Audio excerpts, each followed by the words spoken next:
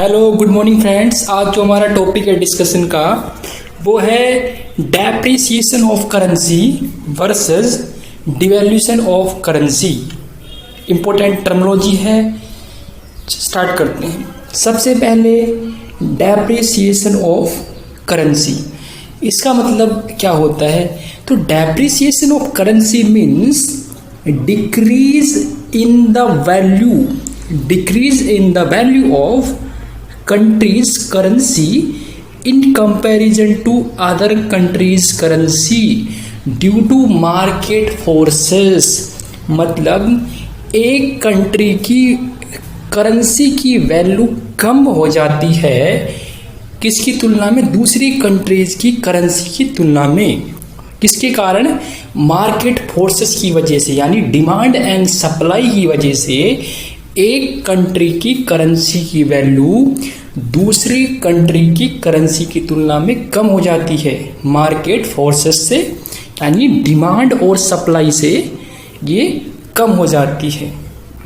जैसे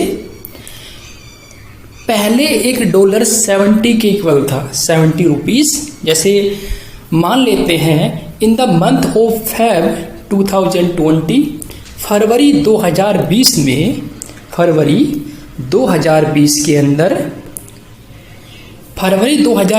अंदर $1 जो था वो इक्वल था 70 रुपीज़ की। ऐसा था नहीं, मैं एग्जाम्पल के थ्रू आपको समझाने की कोशिश कर रहा हूँ। मान लो कि फरवरी महीने में $1 जो था वो 70 रुपीज़ के इक्वल था, यानी अगर मुझे $1 लेना है तो उसके लिए मुझे 70 पे करना पड़ेगा, 70 इंडियन रुपी पे करना पड़ेगा। और इन द मंथ ऑफ अप्रैल 2020, अप्रैल 2020 में अब $1 जो है वो 74 इंडियन रुपी के इक्वल हो गया। यानी अगर अप्रैल में अगर मुझे $1 लेना है एक, तो उसके लिए मुझे 74 इंडियन रुपी पे करना पड़ेगा। उसके लिए मुझे 74 इंडियन रुपी पे करना पड़ेगा। तो यहां पर देखो आप, value of currency of India वो कम हो रहा है, क्योंकि पहले आपको $1 के लिए 70 पे करना पड़ रहा था, अब $1 के लिए आपको 74 पे करना पड़ रहा है।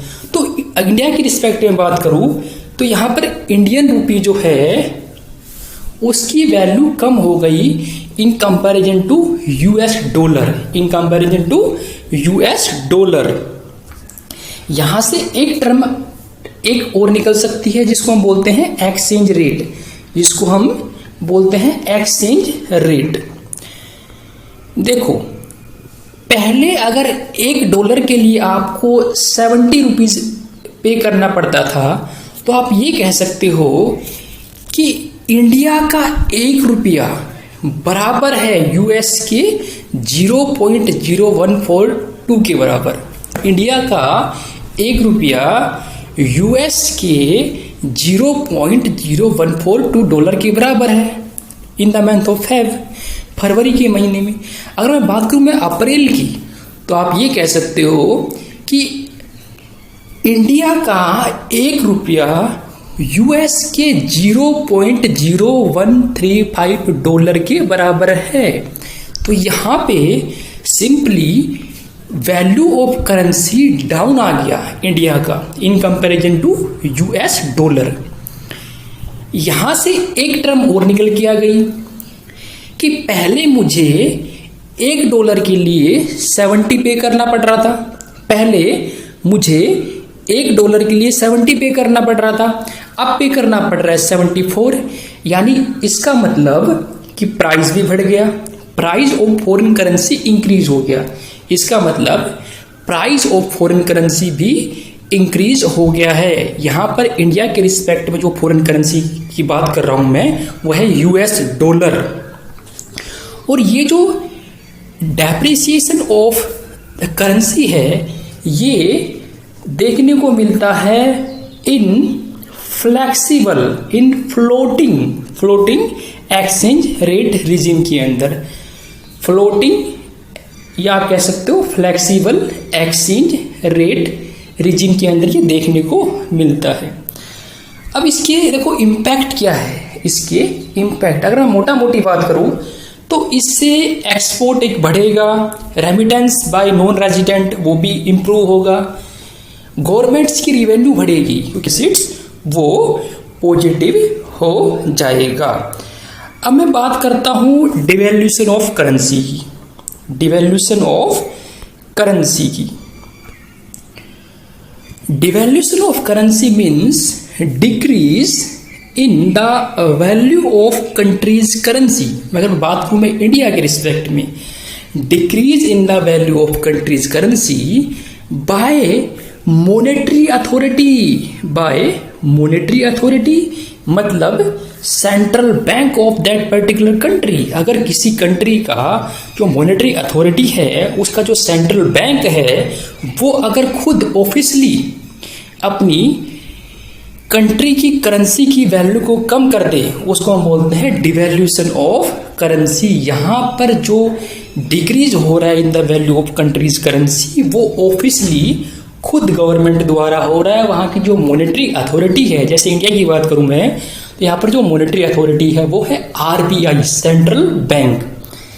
वो ऑफिशियली अपनी कंट्री की करेंसी की वैल्यू को कम कर लेते हैं। यहाँ पर जो डिक्रीज होता है in the value of country's currency, वो गवर्नमेंट इंटरवेंशन द्वारा होता है, मॉनेटरी अथॉरिटी द्वारा होता है। जैसे सेंट्रल बैंक जो है वो इंटरवेन करता है, यहाँ पर पार्टिसिपेट करता है, जिसकी वजह से जो वैल्यू ऑफ इंडियाज करेंसी है वो डाउन हो जाती है। जैसे एग्जांपल वही लिया मैंने कि यहाँ पर पहले इन द मंथ ऑफ फरवरी के महीने में $1 जो है वो इक्वल था 70 रुपीज़ की। यानी फरवरी में अगर आपको $1 लेना है तो आप उसके लिए कितना पे करोगे, 70। लेकिन अगर मैं अप्रैल की बात करूं तो अप्रैल के महीने में अगर आपको $1 लेना है तो उसके लिए आपको पे करना पड़ेगा 74। तो यहाँ पर भी value of India's currency down आ गई in comparison to US dollars currency, sorry US country's currency.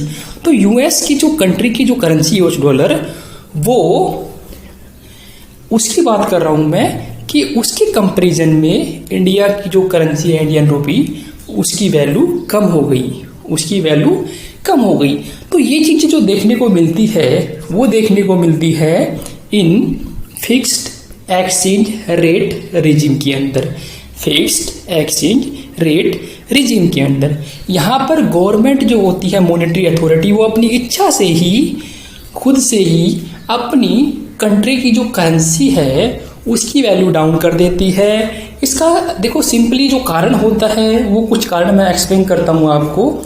एक तो एक्सपोर्ट को बूस्ट करने के लिए, एक्सपोर्ट को बूस्ट करने के लिए, उसके बाद जो ट्रेड डेफिसिट्स है उसको पॉजिटिव करने के लिए, इंपोर्ट इससे एक्सपेंसिव हो जाएगा क्योंकि इंपोर्ट महंगा हो जाएगा इससे, और एक्सपोर्ट जो है वो सस्ता हो जाएगा इससे। तो ये था all about depreciation of currency and devaluation of currency. और दूसरी महत्वपूर्ण बात ये कि चाइना ने 2015 के अंदर, एक महीने के अंदर 2 बार अपनी करेंसी का डिवैल्यूएशन किया था। उसके बाद 2019 में जब यूएसए ने अपना ट्रेड टैरिफ बढ़ाया, तब भी चाइना ने अपनी करेंसी का डिवैल्यूएशन किया था। तो ओके, थैंक यू बच्चों। लेक्चर अच्छा लगा तो लाइक करना, शेयर करना, कमेंट करना। Thank you so much.